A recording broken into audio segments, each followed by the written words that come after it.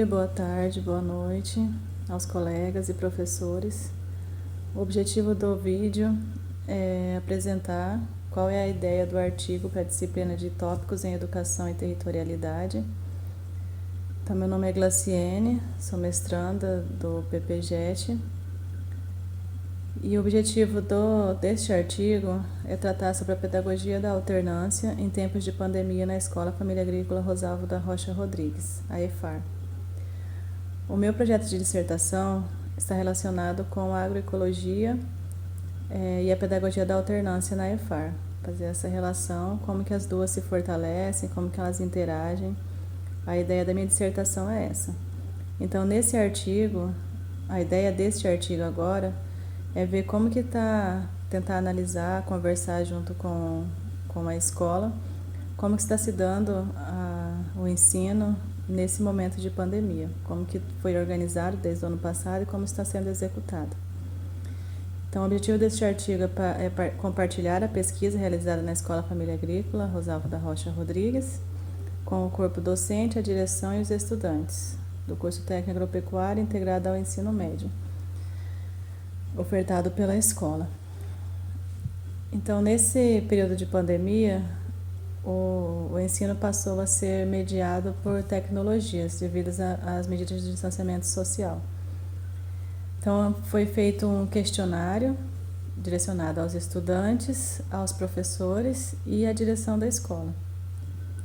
No questionário enviado aos estudantes, foram realizadas perguntas em relação ao acesso à internet, como que está chegando as atividades a esses estudantes, quais são as dificuldades, como que está sendo aplicada essas atividades, se tem alguma relação com a prática, como que estão as áreas de experimentação tecnológica.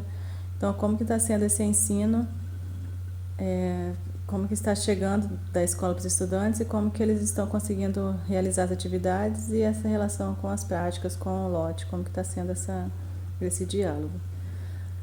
Para os professores foram realizadas perguntas de como está sendo organizadas essas atividades.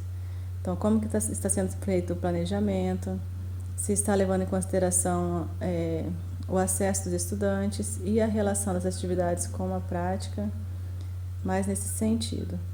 E como que as atividades estão chegando até os estudantes, são perguntas mais gerais.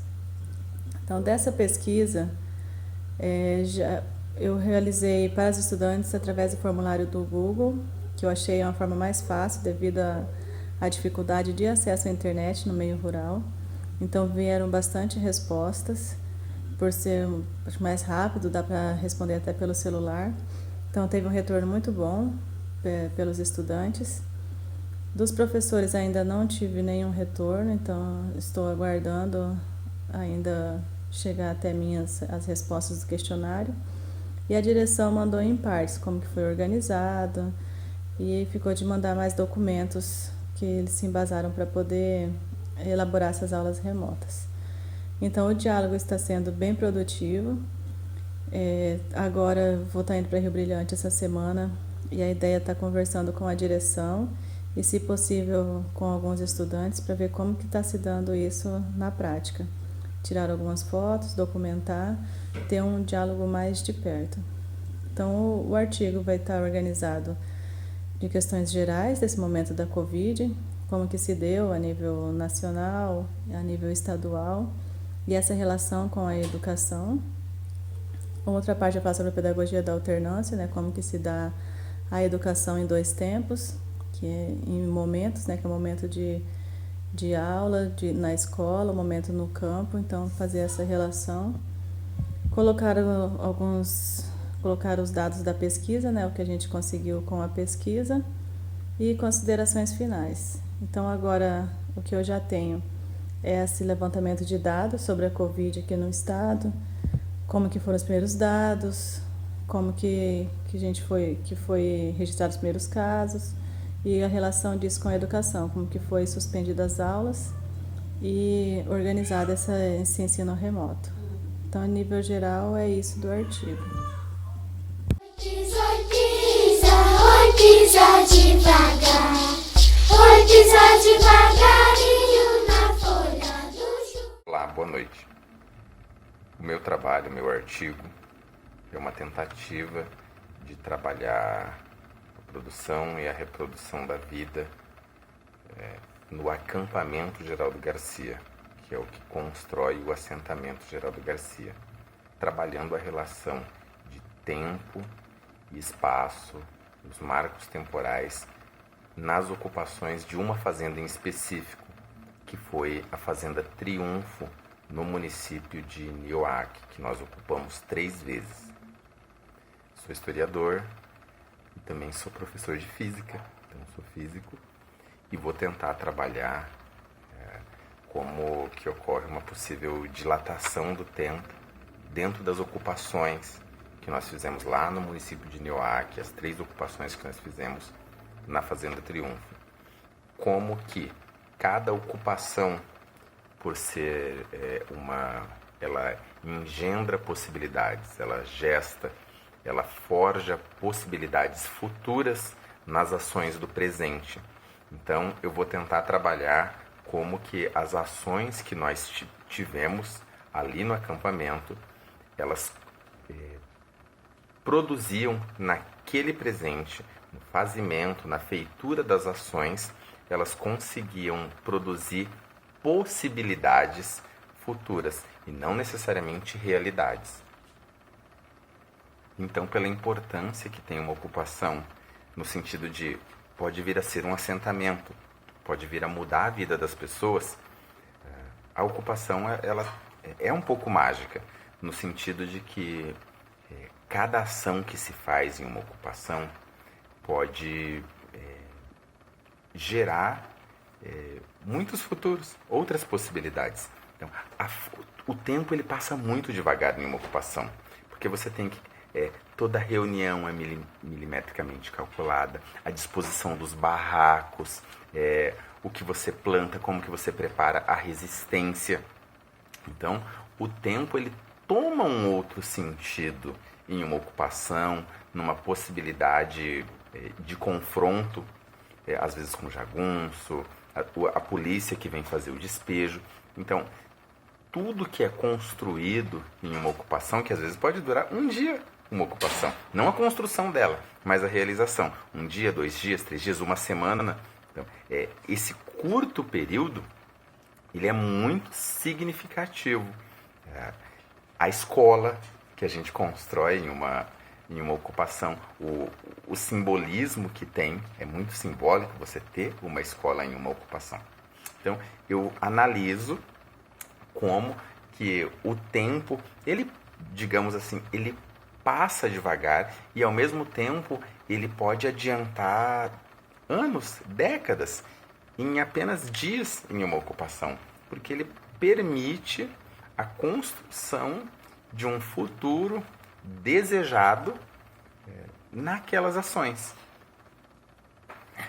Eu também analiso quando nós chegamos em Sidrolândia e a gente tem uma desaceleração do tempo pelas ocupações que nós fizemos aqui, que não deram tantos conflitos, e também pelo pré-assentamento, que você tem a relação com o espaço e com o tempo de forma muito diferente. Relação com o espaço, tanto porque a Prefeitura de Sidrolândia não queria mais um acampamento de sem-terra aqui na região. Então é um território arredio, digamos assim, território inimigo. E a relação com o tempo é porque sabia-se já que a gente ia assentar, então você passa a ter uma relação muito diferente com o tempo. É o tempo da espera, de uma certeza, mas que ao mesmo tempo também é uma incerteza. É o tempo de planejamento, de plantação, de espera pelas ações do governo. A metodologia que eu usei foi de apelar para a memória, porque eu fui acampado lá o tempo todo. Mais conversei do que entrevistei, porque eu não transcrevi, não decupei, então está muito no que eu lembro das conversas, da entrevista com algumas pessoas e também no suporte com os textos. E aí eu fui construindo. Tava lá na mata, arquejando, índio guerreiro.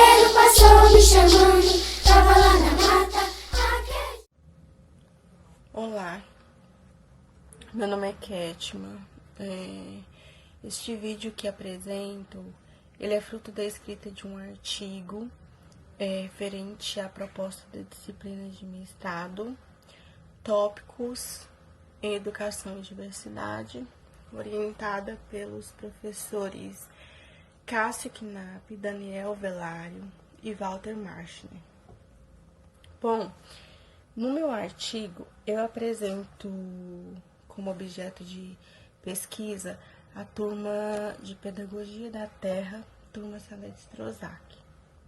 A turma de Pedagogia da Terra, ela se inicia ali em 2007 e termina em 2011, né? Ela acontece na Universidade Federal de Goiás, pela Faculdade de Educação. Então, em um primeiro momento, eu trago à tona o que foi o curso de Pedagogia da Terra, né? Contextualizando essa turma que foi mais um dos frutos da parceria ali com o Pronera, né? Vale destacar que a minha relação com o meu objeto de pesquisa, eu tenho uma relação direta com o meu objeto de pesquisa porque eu fui educanda do curso de Pedagogia da Terra. E também, ao mesmo tempo, nós educandos de Pedagogia da Terra, através desse nós, me possibilitou a forjar o meu objeto de pesquisa, né? Então, essa relação que eu estabeleço com o meu objeto de pesquisa que se arrasta lá desde a graduação. Daí, em segundo momento, eu proponho refletir como que essa pedagogia da Terra ela acontece, né? Em qual formato ela acontece? E trazer um pouco da especificidade da essência do curso, desses sujeitos que fizeram parte desse curso, é onde eu me proponho a refletir em torno dos conceitos de alternância e pedagogia do movimento. Ou seja, né,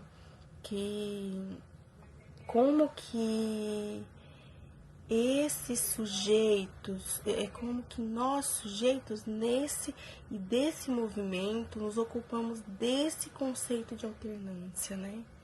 E como que essa ocupação do conceito de alternância se dá e se transforma num determinado espaço, em um tempo que é determinado pelo modo de pensar a vida, né, através da luta, através de processos de consciência do lugar que eu ocupo enquanto sujeito do processo, do processo, né? O lugar que ocupamos enquanto sujeitos desse processo, né? Como que essa alternância ela se transforma na pedagogia do movimento para nós que somos de movimentos sociais, né? Daí eu vou delineando uma discussão em torno da importância dessa pedagogia como instrumento estratégico da luta da classe trabalhadora, né? Daí, por último, num terceiro momento, me proponho a discutir o que vem a ser esse espaço ocupado, né? Nesse contexto, por esses sujeitos, né? Como que esse espaço, ele se transforma diante desses sujeitos, num contexto de luta por território, né? De luta territorial. Então, depois de todo esse percurso que eu venho delineando ali na construção do artigo, simular e pensar uma proposta curricular é pautar a pedagogia do movimento, né? Então, uma proposta curricular que visualiza enquanto sujeito de um movimento social é a pedagogia do movimento, né? Então, por último, eu cito no final do meu artigo uma música que chama Construtores do Futuro. Ela é de Gilvan Santos, que por sinal muito linda e que vem trazer essa perspectiva do que vem a ser essa pedagogia do movimento para nós, né? Então, agradeço a todas e a todos, espero ansiosa pelas contribuições e pontuações das companheiras e companheiros. Obrigada. Tava lá na mata, arquejando, índio guerreiro passou me chamando. Tava lá na mata, arquejando. Terra, água, estrada, poeira. Mais um dia amanhece.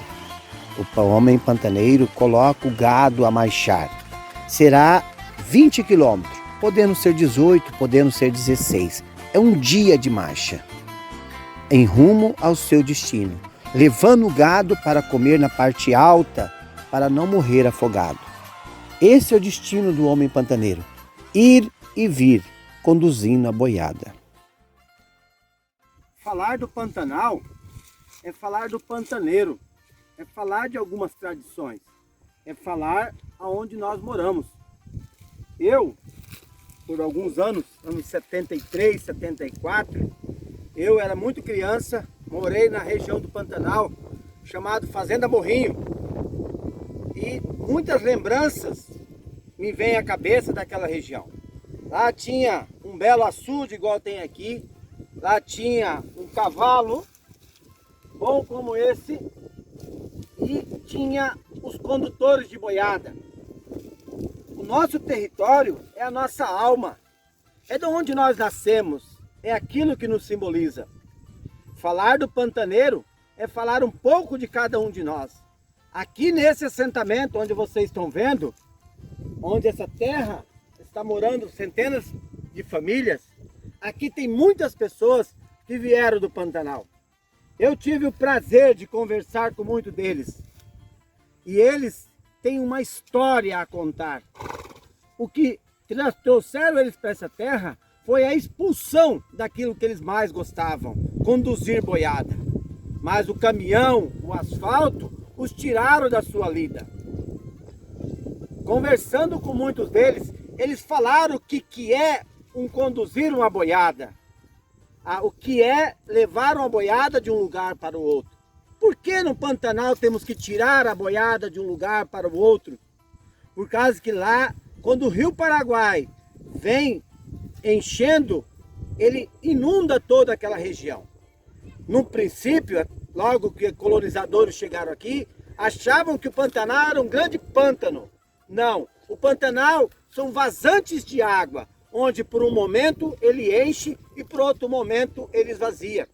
E o gado trazido pelos colonizadores, no período das águas baixas, sobrava uma capina, um capim para que o gado pudesse alimentar. E ali foi criados várias milhares de cabeças de gado. E nesse período houve uma necessidade. Na época da cheia, tira o gado para a parte alta do Pantanal. Na época das águas, na época da seca, desce com gado para o Pantanal. E criou-se uma grande cultura, o homem pantaneiro, aquele que leva e traz o gado. É triste saber que esses pantaneiros estão acabando por falta de gado para conduzir, por acabar com a sua tradição. O que é um condutor de gado? É aquele que coloca o gado na estrada. Do que é formado um condutores de gado? Formado por colateiros, por patrões, por meieiros, né, os fiadores, e formado por um ponteiro. O ponteiro é aquele que toca o berrante. Cada tocada do berrante traz uma história. O berrante serve para chamar a boiada. O berrante serve para alertar que tem um bicho perigoso na estrada, tem uma cobra. O berrante também, no momento, ele serve para alertar. Temos uma porteira aberta, alguém tem que ir lá fechar. O berrante serve também para contar uma música linda, maravilhosa. O berrante diz a hora que está chegando no pouso. O berrante serve também para levantar o peão. A hora de levantar, toca-se o berrante. O peão tem que pular da rede, pular da sua rede, enrolar a sua rede e colocar em cima da traia do cozinheiro, e o cozinheiro vaza e vai à frente. Como é conduzido? Eu conversando com o seu José, e ele falou: meu filho, numa condução de 1000 boi, precisamos de 6 homens bons. Um homem na ponteiro, 2 laterais fiador, 2 na culata e 1 para ir rebatendo e ajudando em qualquer outro momento. O cozinheiro é de valoria muito grande, que é o cozinheiro que sai na manhã e escolhe o lugar de fazer o pouso, de fazer o almoço, de fazer a janta. O cozinheiro, ele conduz, ele tem as suas bruacas, que é aquelas caixas que vai do lado, e ali tem todo o alimento da comitiva.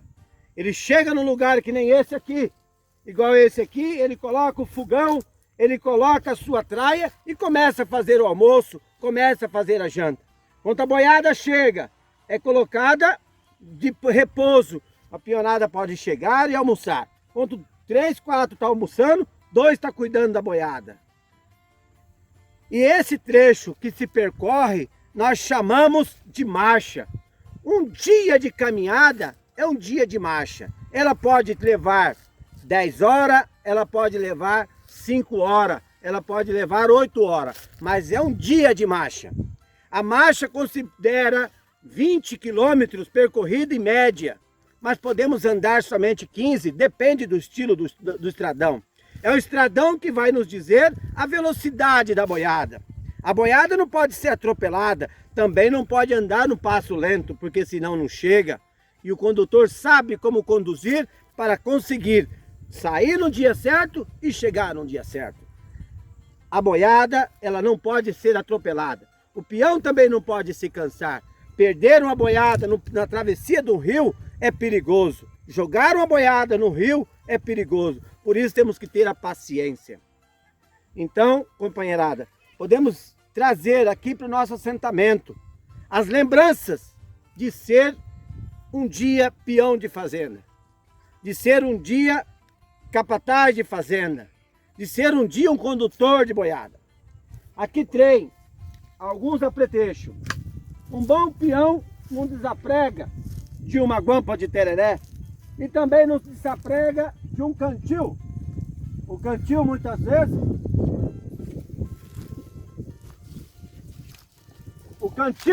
muitas vezes, pode ser para carregar uma bela pinga, mas também serve para carregar a nossa água, porque a água, muitas vezes saloba, tem que ser tomada com um tereré.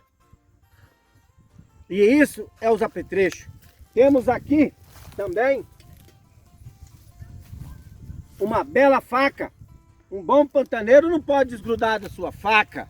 No território do Pantanal, você nunca vai ver um pantaneiro sem esse apetrecho. Ele leva a capa, a rede, coberta, o cantil, o maniador na cabeça do arreio para amarrar uma porteira, para amarrar o cavalo dele, cabo bom, buçal bom, traia boa, né? Ele tem que andar de bota. Se chover, se molha. Chicote, o reador. Então o peão completo, ele é completo. Para que serve o tirador? Esse aqui é um tirador. O que serve o tirador? Para puxar o tento de laço, para fazer uma boa traia. Também serve para poder contar a boiada. Quando vai se contar uma boiada, como se conta 1000 boi, 2000 boi? Um tirador desse você pode contar até 3000 boi. A cada 100 boi, uma tirinha. A cada 100 boi, outra tirinha. A cada 100 boi. Como que o analfabeto pode fazer isso? Isso é a destreza do pantaneiro. Muitas vezes a gente não valoriza o trabalhador que por natureza foi criado e ensinado como fazer as coisas. Sabe contar de 6 em 6, de 4 em 4, 5 em 5. Quem conta dos 3, 2 piador e 1 chaveia, que logo encosta o chaveia, um deles tem que contar. Às vezes o ponteiro dá um berrante para um e conta, porque o ponteiro sempre é um cara experiente, ele começa de novo. O ponteiro não começa velho na ponteira. Sempre tem dois contando para conferir. Para contar. Ah, bom, aí é outra coisa. Quando tem gente suficiente, aí um conta, o outro confere. Fala assim, um conta e outro confirma. Você não deve falar isso para você, porque eu nasci aqui na Ângulo. Fui para São Paulo, aqui não contar boiada em 1000 boi, 500 boi, novilha, bezerrada, o mais difícil contar é bezerro. 200 bezerros. Aí, essa aí contou muito comigo. 200 bezerros desmamados, aquilo aí. Aquilo é Aí, você não move, mas rapaz, você não pode piscar. Se você piscar, o bezerro tá passando por cima do outro, por baixo, caiu, passou por cima. Aí um bezerro cai, o outro cai, e aí o bezerro tá passando. Às vezes ele já tá contado. Aí ele levanta, você não pode contar ele outra vez. Aí quando acabou de contar, o confirmador, o contador, sempre ele me fala. Ele fala, quanto que deu aí? Ser pantaneiro é trazer no sangue do seu território, trazer no sangue na sua alma todos os conhecimentos. Sair de Nacolândia, ir para Paiaguás, para Abobral, Rio Paraguai, Rio Negro, ir nesse território, é aí que a gente faz a nossa história, é aí que é marcado toda a história do pantaneiro. Ir para Corumbá, Aquidauana, Bodoquena, esse território é nosso, é do pantaneiro.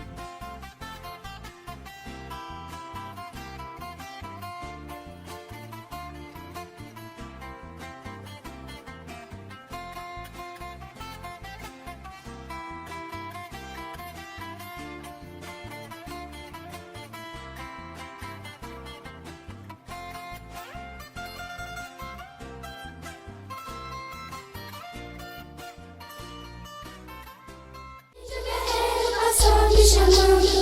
Oi, pisa, oi, pisa, oi, pisa, oi, pisa devagar.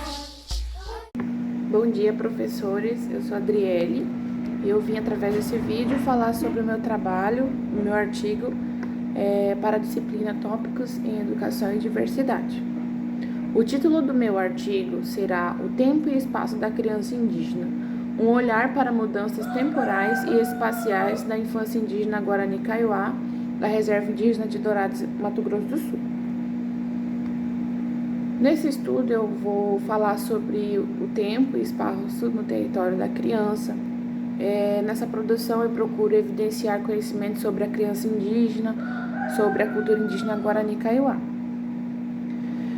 Bem como eu vou fazer uma divisão de subtítulos no meu artigo sobre a criança. Essas crianças são em torno de aproximadamente 70% da população indígena moradora de Dourados, entre elas crianças e adolescentes. Também falarei sobre o espaço qual essa criança ocupa, dentre elas as ações e o lugar a qual ela está inserida na comunidade.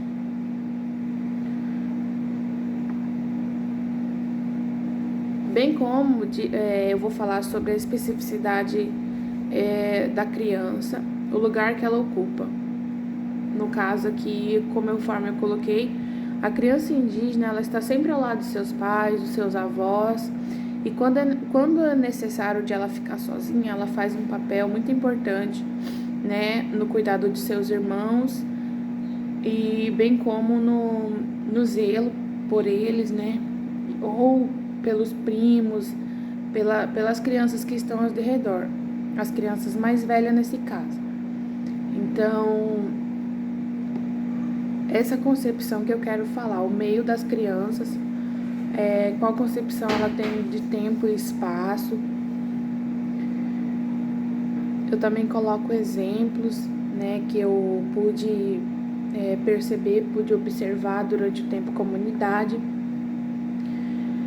E coloco também que o território da criança é brincar no mato, no brejo, nas árvores, mas que há uma problematização nesse caso, no caso da escola, porquanto a escola ela não considera essa especificidade da criança indígena, infelizmente.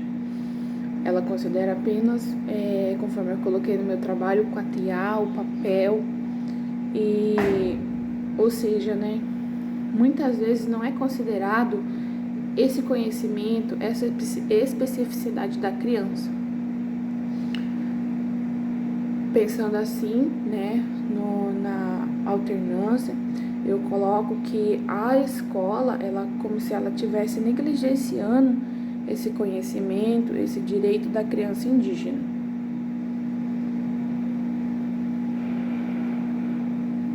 O segundo subtítulo seria o espaço e o tempo.